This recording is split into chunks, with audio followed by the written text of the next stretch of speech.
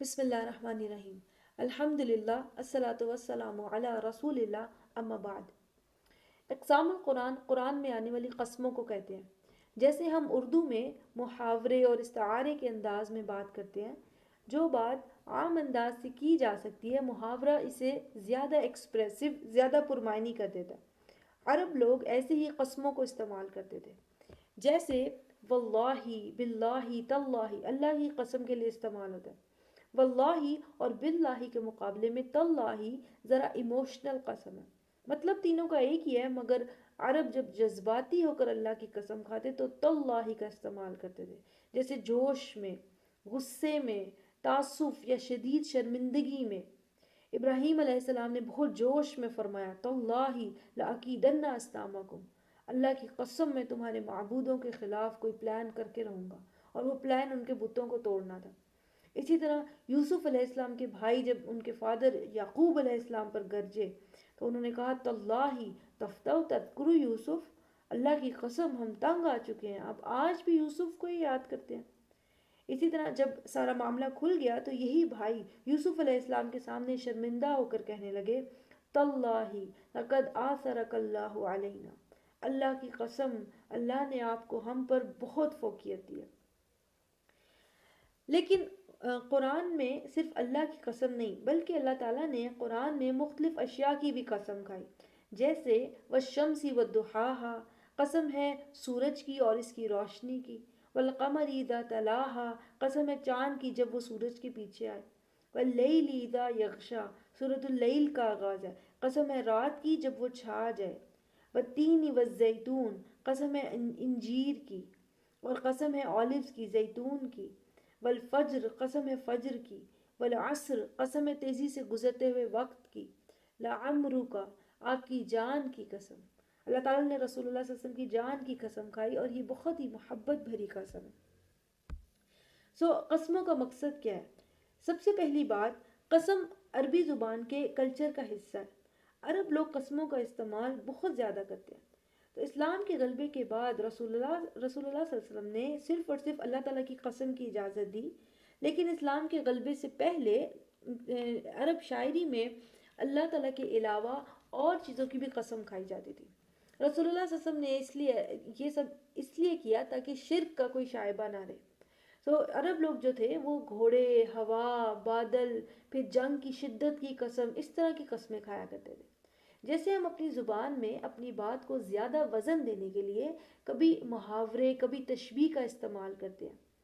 جیسے کوئی بہت عرصے بعد نظر آئے تو کہتے ہیں آج چاند کہاں سے نکل آیا، یا پھر جیسے کہ محاورتاً کہا جاتا ہے اپنے پاؤں پر کلہاڑی مارنا۔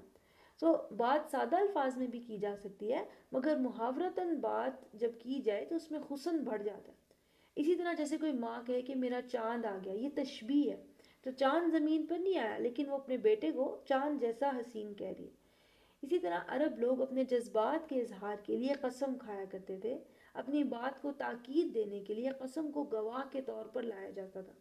جیسے آج کوئی کہے کہ اللہ کی قسم میں میٹنگ میں موجود تھا، میں میٹنگ میں موجود تھا، اس بات کا گواہ جو ہے وہ خود اللہ ہے۔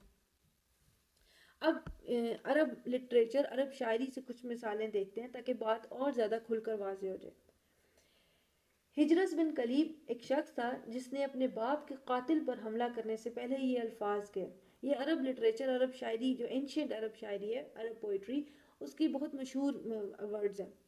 اور اس نے کہا وَفَرَثِي وَأُذُنَيْ وَرُمْحِي وَنُسْلَيْ وَسَيْفِي وَغَرَارِي، کہ میرے گھوڑے اور اس کی کنوتیوں کی قسم، میرے نیزے اور اس کی نوک کی قسم، میری تلوار اور اس کی دھار کی قسم، لا يترك الرجل قاتل ابیہ وهو ينظر الیہ، کہ آدمی اپنے باپ کے قاتل کو نہیں چھوڑ سکتا جبکہ قاتل بالکل اس کے سامنے موجود ہو۔ باپ کے قاتل پر حملہ کرنے سے پہلے اس نے اپنی جنگی ہتھیاروں کی قسم کھائی، جنگی ہتھیاروں کو گواہ بنا کر اپنے بدلے کے شوق اور شدت کا اظہار کیا۔ اسی طرح نعیم بن حارث ایک شخص تھا، اس کے قتل پر اس کے دوست نے یہ الفاظ کہے لا عمر الباقیات علی نعیم لقد جلت رضیتہ علینا، کہ نعیم کی میت پر زار زار رونے والیوں کی قسم، نعیم کی میت پر بین کرنے والی عورتوں کی قسم، نعیم کی موت ہمارے لیے کسی سانحے سے کم نہیں۔ یعنی ان عورتوں کا اونچی اونچی رونا دھونا بیان کرنا گواہ ہے کہ ہمارا دل بھی ایسے ہی رو رہا ہے۔ نعیم کی موت کوئی عام موت نہیں، ہم سب اس کی موت سے بہت دکھی ہیں۔ قسم کا مقصد اپنی بات کو زور دینا اور دعوے میں تاکید ڈالنا ہوتا ہے۔ جیسے اب قرآن سے مثال دیکھیں، اللہ تعالیٰ نے فرمایا والعصر، قسم ہے تیزی سے گزرتے ہوئے وقت کی۔ عصر کہتے ہیں تیزی سے گزرتا ہوا وقت، اور جو لمبا طویل وقت ہو اسے عربی میں دہر کہتے ہیں۔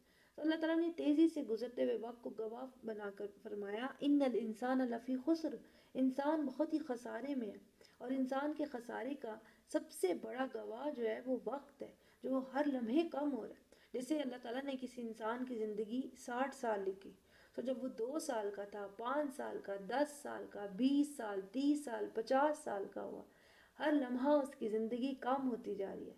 تو انسان کے خسارے کا سب سے بڑا ثبوت جو ہے وہ وقت ہی ہے۔ انسان تیزی سے اپنی موت کی طرف بڑھ رہا ہے اور تیاری کوئی کی نہیں۔ اسی طرح سورۃ 3 میں اللہ تعالیٰ نے فرمایا والتین والزیتون وطور سینین وہذا البلد الامین، انجیر اور اولیوز یعنی زیتون اور کوہ طور اور کعبہ کی قسم کھا کر اللہ تعالیٰ نے فرمایا لقد خلقنا الانسان فی احسن تقویم، کہ یقیناً انسان کو بہترین خلقت پر پیدا کیا گیا۔ اصل میں 3 اس سرزمین کا خاص پھل ہے جہاں نوح علیہ السلام کو بھیجا گیا۔ تو ایک طرح سے یہ اشارہ ہے نوح علیہ السلام کی طرف۔ اور زیتون فلسطین کا خاص پھل ہے جہاں عیسیٰ علیہ السلام پیدا ہوئے۔ کوہ طور یقیناً وہ مقام ہے جہاں اللہ تعالیٰ نے موسیٰ علیہ السلام سے کلام فرمایا، اور کعبہ حضرت ابراہیم علیہ السلام نے بنایا، اور رسول اللہ صلی اللہ علیہ وسلم کو اللہ تعالیٰ نے وہاں پر رسول بنا کر بھیجا۔ رسول اللہ صلی اللہ علیہ وسلم نے کعبہ کو بتوں سے پاک کیا۔ اللہ تعالیٰ نے ان 5 بہترین ہستیوں کی قسم کھا کر فرمایا انسان کو بہترین خلقت پر پیدا کیا گیا۔ انسان میں اچھائی کا بہت پوٹینشیل ہے، اور یہ 5 بہترین ہستیاں اس بات کا ثبوت ہے۔ قسموں کے ذریعے بات کرنا، اپنی بات کی فصاحت کو بڑھانا اور قسم کو دلیل کے طور پر استعمال کرنا عربی زبان کا خاصہ تھا، اور قرآن نے اسے انتہائی خوبصورتی سے استعمال کیا۔ ایک آخری بات، جس چیز پر قسم کھائی جا رہی ہو، یعنی کہ جس چیز کی قسم کھائی جا رہی ہو اسے کہتے ہیں مقسم بھی، اور جس بات کو قسم کے ذریعے واضح کیے جا رہا ہو اسے کہتے ہیں مقسم علیہ۔ اور کہا جاتا ہے کبھی کبھی مقسم علیہ کل صورت کے سیاق و سباق سے اتنا واضح ہوتا ہے کہ اسے کہنے کی ضرورت ہی نہیں ہوتی۔ ایسے مقسم علیہ کو لغت میں جواب القسم محذوف کہتے ہیں۔ بارک اللہ لی و لکم۔ السلام علیکم ورحمۃ اللہ وبرکاتہ۔